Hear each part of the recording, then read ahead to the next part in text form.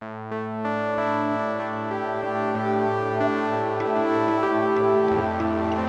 Andy and Diane, it is a pleasure to speak with you today. I've been looking forward to this conversation for a long time. Thank you for taking time out of your really busy schedules at Gensler. Mm. And in my hand, I've got your recent compendium of your thoughts about the future and the importance of anticipating it as best we can. And it might cause you a little concern that I went back 10 years to get your 2014 divine forecast to see how accurately you predicted things. And you did. And so today's conversation is going to be you taking off your Gensler hats slightly and as citizens of the world, because the two of you travel a lot, you've seen a lot, you're involved in many different things. What do you, as professionals, as people, see going on out there? And so we're going to have a really interesting conversation about the critical issues that you brought up in your recent book and that you continually pursue. So before we do that, for our audience, how about just a little bit of background? We'll start with you, Diane, about how you became to be the co-CEO of Gensler and now a global leader. Just a little bit of background. So we're thrilled to be part of this discussion today. Again, just the journey, it's probably way too long to go through on here. Yeah, we'll have to have the short version, that's for sure. But people will wonder how, where did you start just a little bit and how'd you get to where you are now? Yeah. Well, I'm a Chicago girl. So, at the end of the day, I always say, being from Chicago, it's all about buildings and architecture, and it was in my blood. And definitely, there was some destiny there. In hindsight, I ended up working at big firms and on big projects. And I really enjoyed the collaboration and collegiality and the diversity of teams and, the kind of visionary nature of the kinds of developers that are doing large things in our cities. And I would say that was, an important part of my early imprinting as I worked in Chicago. And then kind of got the bug to get an MBA and did that and started to broaden out further and see what the role of developer is and organizational dynamics when we look at the inside of the building and the, kind of what's happening from a macroeconomic standpoint as well. And that gave me an incredible context to see design. And we can link some of that back into some of our conversations about our book. But this idea of what impacts what has always been really important in my journey. And Gensler was really all about that. Our founder, Art Gensler, who started our firm in 1965, it was all about design, not for just the sake of the end product, the design itself, but the impact that it was going to make.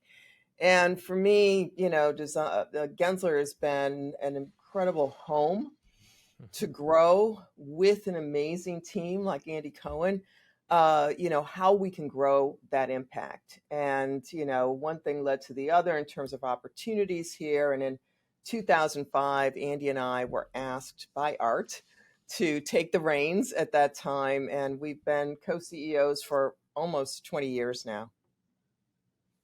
I think it was about that time that Andy and I might have had a very important meeting. We had several over the years, but I remember one when you were having a retreat here in Phoenix and Art was there and drew on a napkin for me, the Shanghai Tower.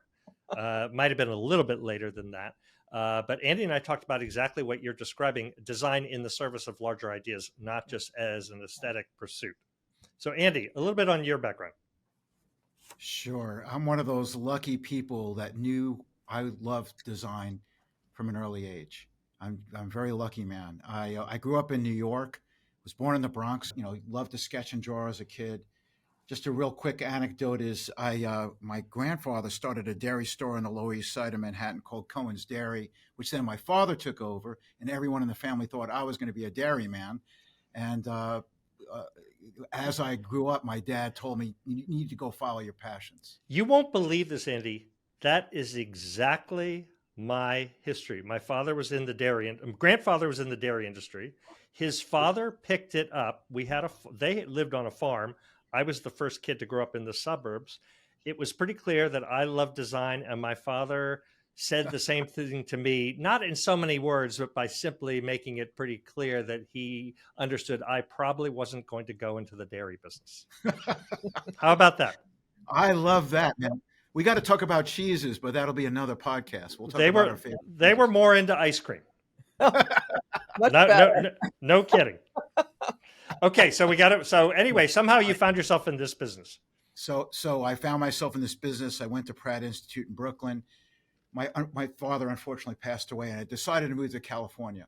And I joined basically a startup office of Gensler as our third office in 1981. So I've been here.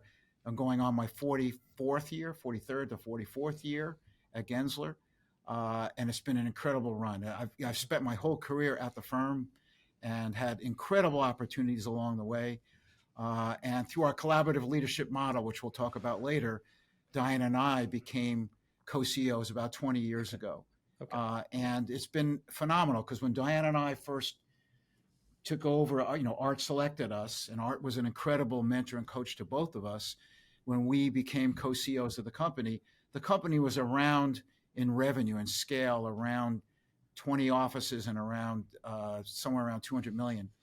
And today we have 55 offices around the world, 6,000 people, and 2 billion in revenue. So Diane and I are very proud, not of the money, not of the revenue, but of the impact and influence that we've had in what we've created over the last 20 years. Fantastic background, sets the table for the discussion I really want to have with you now, given that deep experience you have, as I said, in the world with the built environment.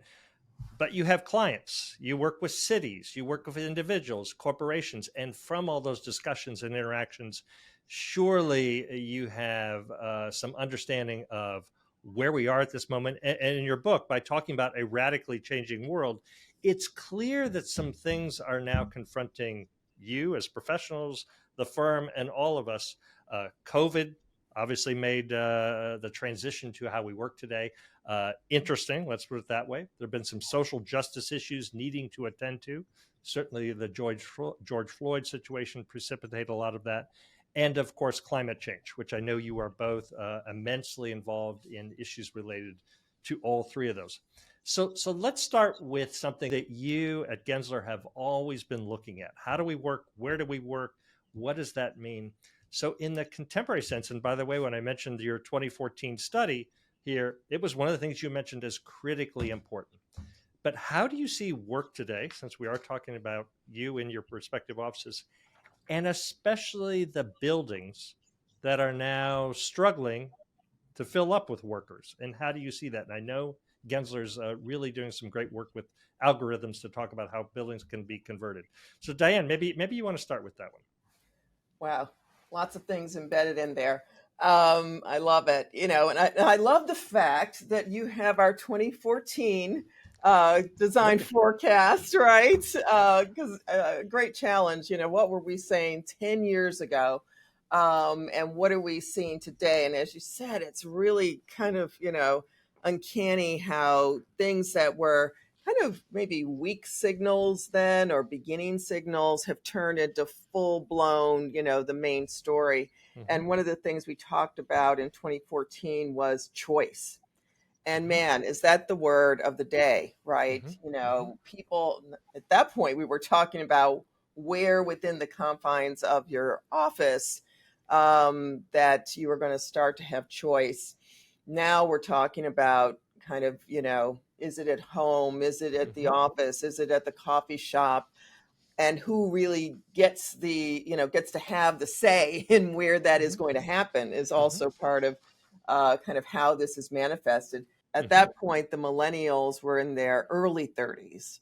Now the millennials are the managers. They are now the decision makers and leaders that are really, our clients in many ways and leading organizations. And so we're seeing the impact of what we were talking about 10 years ago, which is kind of this generational shift as well, which is another big story when we start to talk about workplace.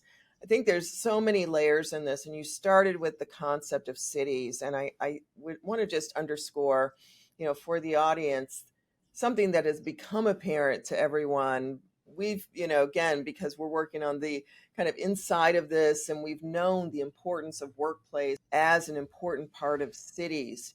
Now we are seeing it full blown, and we're now also experiencing that when a dramatic shift happens in the workplace and how people work, that creates a dramatic change in our cities. Mhm. And the result of hybrid work and some of these new kinds of choice that people have, um, we're seeing, frankly, a lot of underused office buildings. Mhm. And that is creating also less foot traffic on the street. So retail has been challenged by what is happening in workplace. Again, it's a Right. workplace conversation Right. and new paradigm that's kind of driving all of these changes.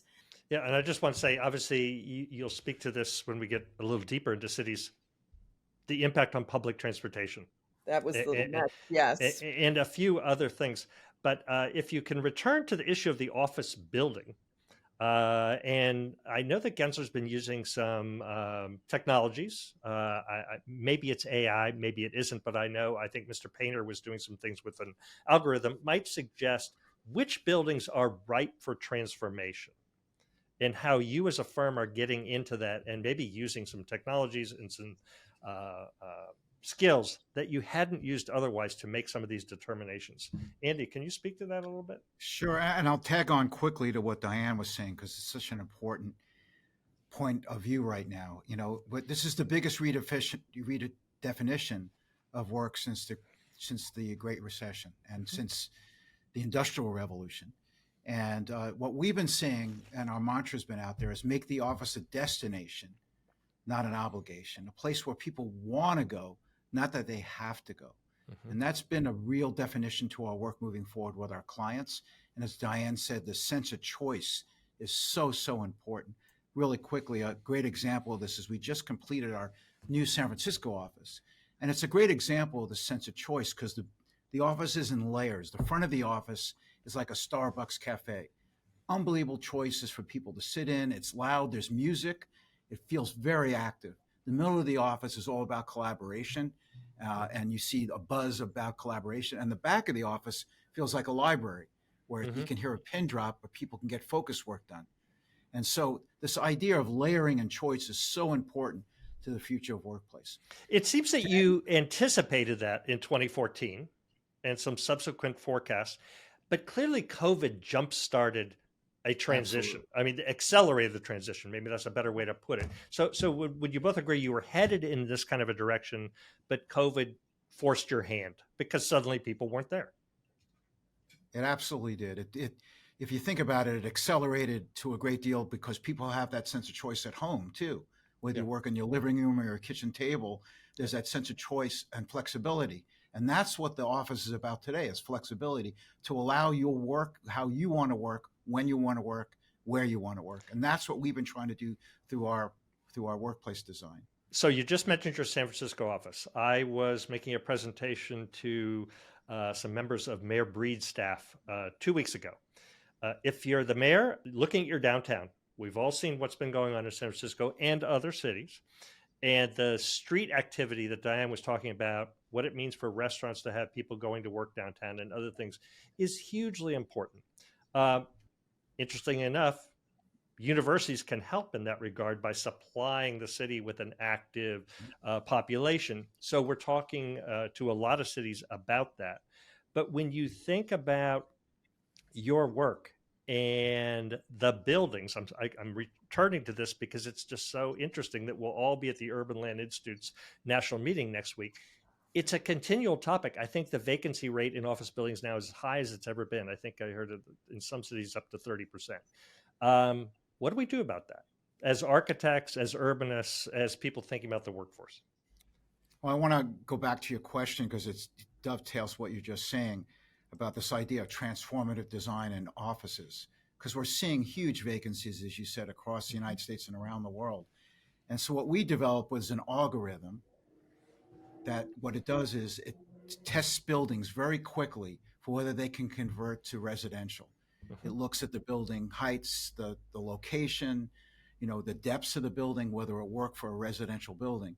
By doing so, it allows us quickly to come to a conclusion whether the buildings can work. And what we're finding through our studies, and we're working with cities now, entire cities around the U.S. and Canada, where we're studying thousands of buildings. And what's coming out of that is only about 15%, maybe 20% of the buildings can really be converted.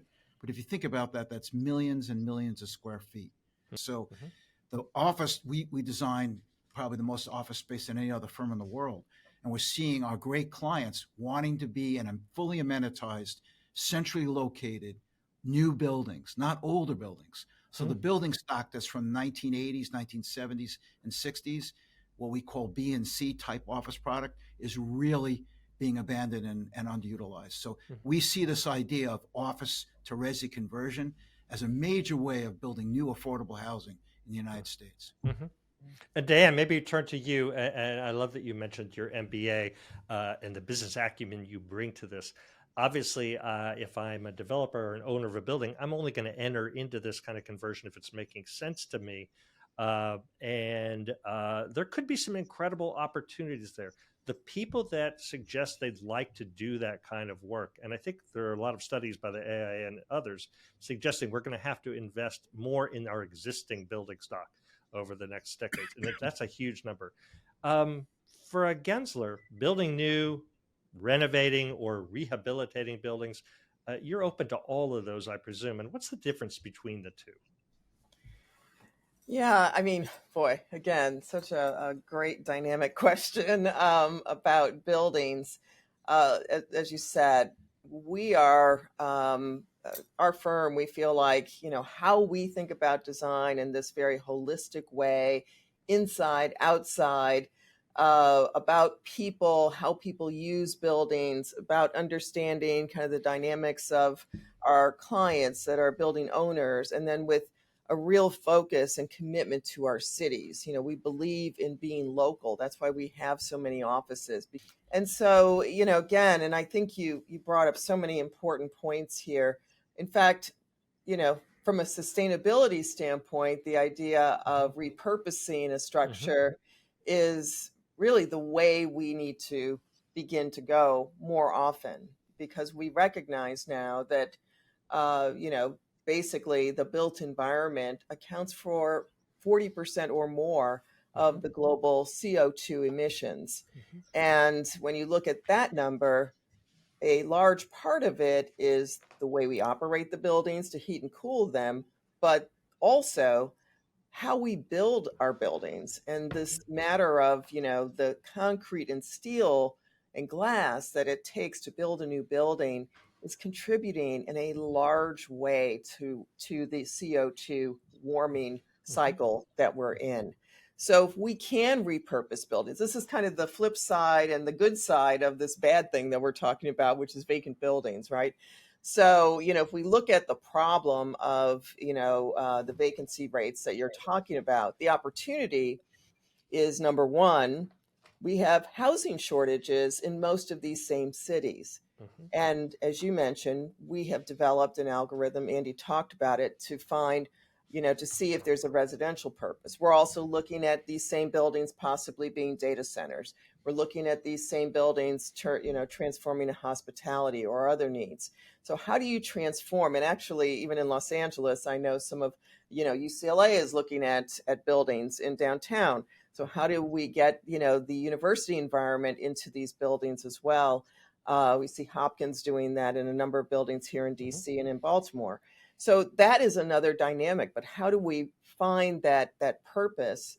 But also it brings a mix of uses. And the healthiest cities and the healthiest places have, and I know, the mayor of Paris, and we're going to talk about this at ULI, we're giving her our visionary prize at ULI for the concept of the 15-minute city. But that idea is kind of, it almost doesn't need a name. It's what makes a great city. We all know walkability, that mix of uses, that way of living, a lifestyle that puts all the things that you need, within a reasonable distance that you could take public transit or ride your bike or walk to. And so when we're taking all, these kind of zones of our cities that are all office buildings and starting to put residential and university and, different kinds of retail, you're actually making it a better city too. Right. And that is really what we're looking at and how we're working with cities all over the country to create policies so that, as you were talking about, there's a gap sometimes. We have developers. They're like, well, if the building is going to cost this much, I can't invest that much to get to this end result. Right. The price of that building is going to need to come down further. It may not get to that level. So can a jurisdiction help to close that gap, or can there be certain kinds of financing? So now we're getting into something that's a little more difficult. And by the way, so if I've got your book here, you're not afraid to show the impacts of climate change, CO2, and other things. But you were just talking about developer, that could be a client, a city could be a client. Not everybody may be coming to you wanting to solve that problem. They just need so much square foot and whatever. And you're this thing that you want to address with regard to climate change or CO2 reduction, or you just mentioned the 15-minute city. Not everybody's a fan of some of the things that probably the three of us think we need to attend to with regard to the built environment. So do you get into the business of trying to persuade those who are maybe not there? Or are they just not coming to Gensler because they know you have big ideas about what the world needs to be? And this is a complicated question, I understand, but the world's a difficult place at the moment. How do you manage those difficult conversations? Andy, maybe you can start. Sure. It's a great question. As the most influential and one of the largest firms in the world, we really believe that our work matters. We design millions upon millions of square feet of buildings around the world and impacting millions of people's lives every day. So we take your question very, very seriously. Mm-hmm. And so what we've done is we really embed sustainable design in everything we do. It's become an ethos for us that whether a client's coming to us specifically for it, and we have unbelievable experts that approach clients on that, but we embed it in our work. So we created what's called GC3, which is that all our buildings we're focused on will be net zero by 2030, which, mm-hmm. as you know, we're very, very focused on. Mm-hmm. And that's important. And Diane and I we went to COP28 in Dubai, and we spoke about this as a leader in the industry, is the idea around embodied carbon, everything that Diane just talked about steel and concrete, mm-hmm. and how important those are in the buildings that we're creating. And then what we've just come out with is, as a leader in the industry, it's called the Gensler Product Sustainability and what standards. And what those are is exactly what you're talking about. We've taken the buildings and the products and we've created our own sustainability standards. It's open to the world. So what we're saying is, let's make our buildings sustainable from scratch, whether a client's asking for it or not. That's mm-hmm. our responsibility. Mm-hmm. And so these are, from the millions of square feet of drywall or flooring or walls or concrete or steel, we're putting that standard in our sustainability packages.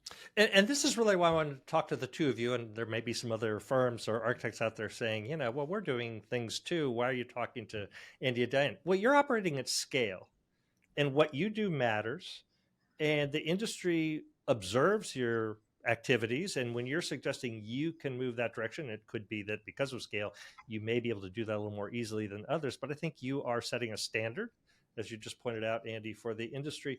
What do you think about what Kimberly Dowdell, the new head of the AIA, has suggested, that there ought to be a city architect, that some of us ought to get out of the offices, professional offices, and into the difficult decision-making systems of politics.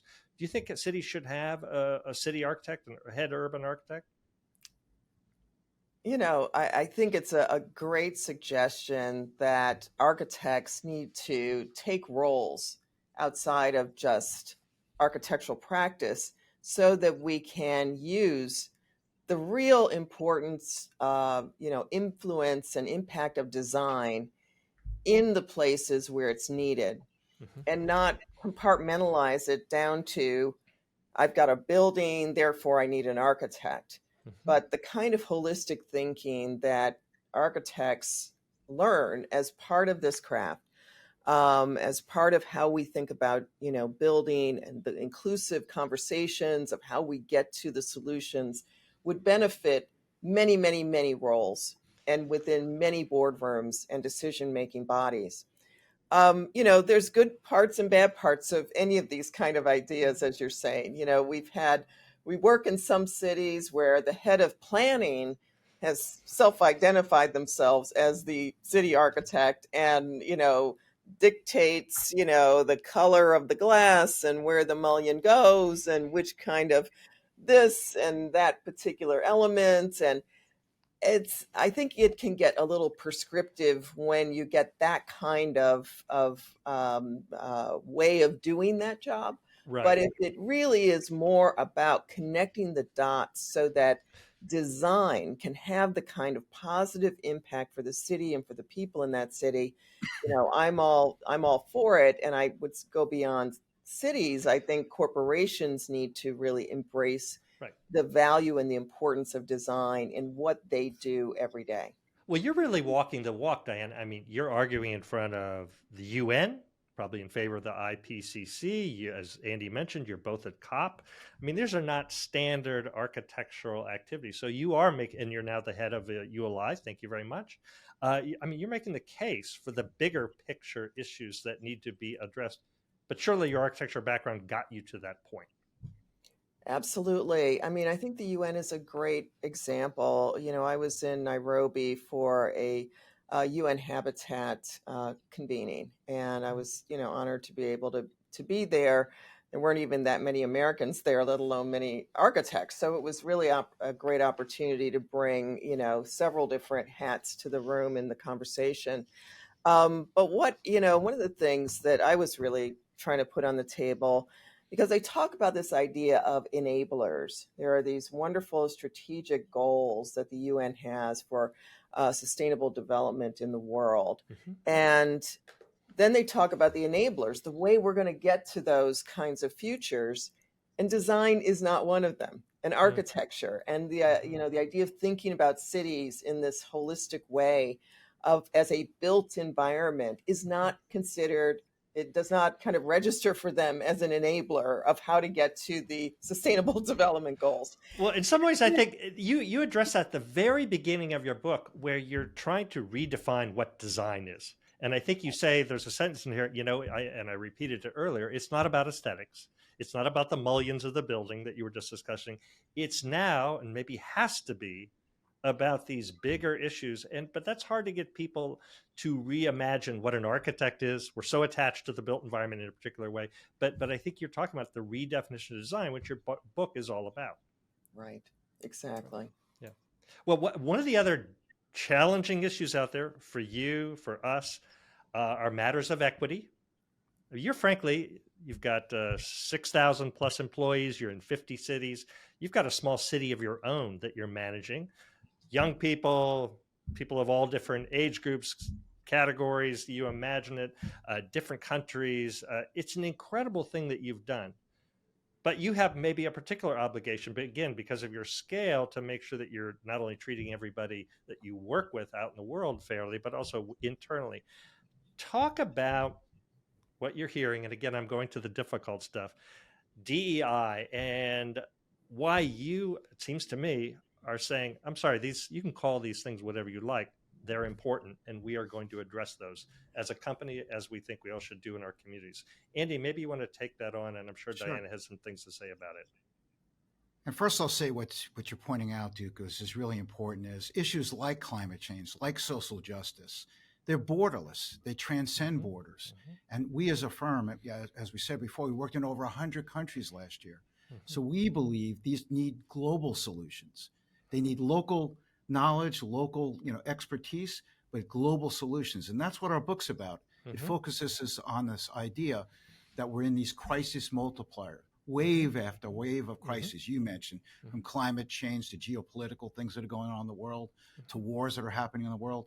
But the key is that design can be the integrator, the solving many of these major problems. So social justice, like you brought up, is a major issue that, and we believe that the power of design to address injustices in the built environment is extremely important. That design can repair and improve historic inequities caused by these disinvestment in communities. you know, infrastructure that's caused the separation of communities, like freeways and different issues that have caused the segregation of communities. And we believe that design and architecture, and design was, Diane was mentioning mixed use environments, walkable cities, the 15-minute city we were mentioning before. We have all your amenities within your community that you can walk to, that it becomes this vibrant, amenitized communities. That's what design can bring to, you know, to cities and to people around the world.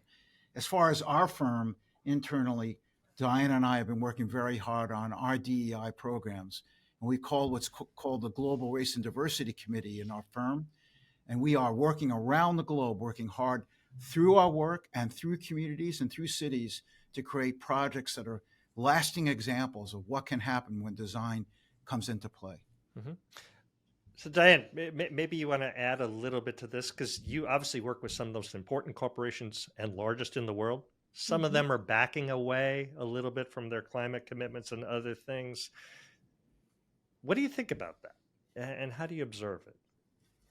Yeah, look, we recognize that this is a big world and it's complicated, and that, you know, everyone that sits in the seats that Andy and I sit in have tough decisions to make, have lots of stakeholders, lots of context, and we have to respect each other's context. We are not walking in each other's shoes. We're accountable only for the shoes we're walking in. And what we've said from the beginning is we're going to do what we can do to be part of the solution. And that's the question, and that's the challenge for all leaders. And again, we can't all presuppose that we know what it is that each other is you know, dealing with, or what those challenges are. You know, we have a context, and you know, I'm so proud of Kimberly as, you know, the first Black woman head of AIA, and Lakeisha also, who is, you know, the executive director. I think that's a powerhouse team, and two women I'm just extraordinarily proud of. I think they're You also know, bringing their Chicago, you know, background to the that's table as right. well, And right? we're all, yeah, there you go.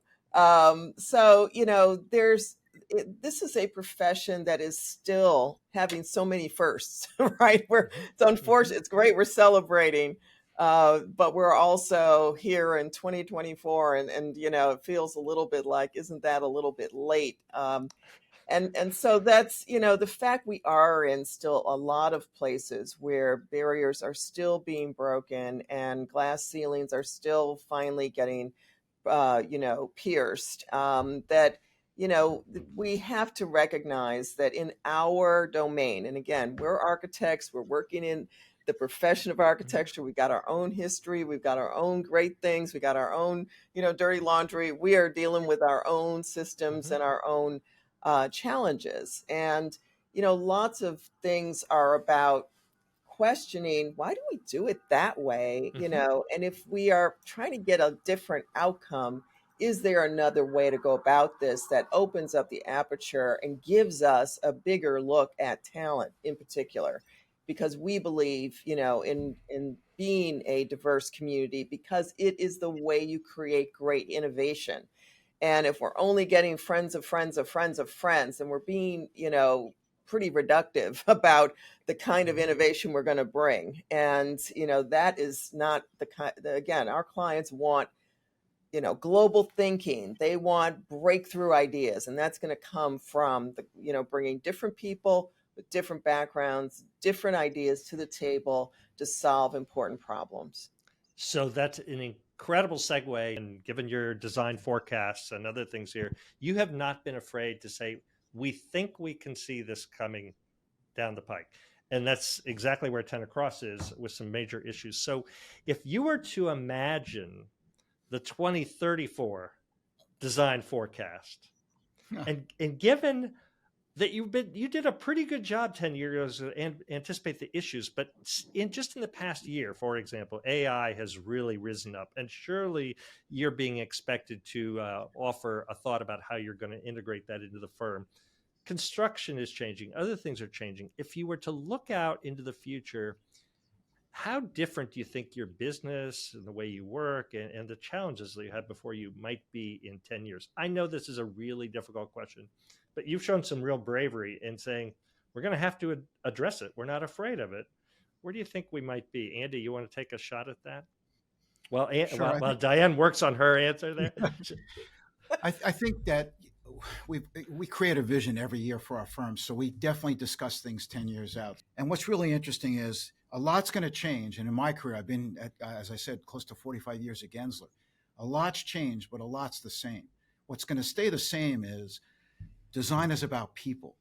It's about the human experience. And what we went through during COVID, what came out really clear from our clients and from people around the world is that experience matters, that people matter, that we can have all the technological breakthroughs we have, but at the end of the day, it's about that emotional experience, that visceral experience people have.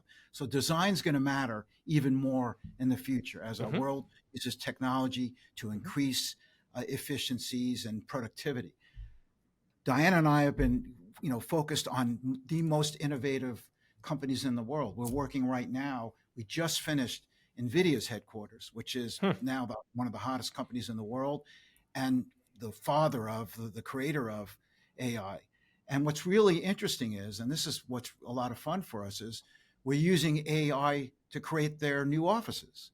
And so it is going to impact the way we work. It is going to help us for more creative solutions, more ideas about the future, and incorporating sustainability into the design we have. As an example, so you may not be the CIO of the office, but when you say that, for our audience, when you're using AI to design this place, what does that mean? Well, it's helping us to design the workflows within NVIDIA. It's helping us design the environment within NVIDIA. So we, as an example, the entire building's huge floor plate, 250,000 square foot floor plates. It's shaped in a triangle, and it was fashioned after the idea of the Enterprise. It's called the Endeavor. One of the buildings called the Voyager. But in the middle of the building are these incredible skylights, and we used AI to track the sunlight specifically in real time, how the space was going to be daylit without using energy and a lot of lighting. And it's been so successful that now we're using this on the next buildings we're designing. So AI can get down to the lighting effects, the flow of information and the space and how it functions. In the future, AI is going to help us so much so, and even today we're working on designs where AI is helping us come up with alternatives quickly. It's not going to take away from the idea that we're still developing the innovative ideas, but it's going to help us to create ideas of the future.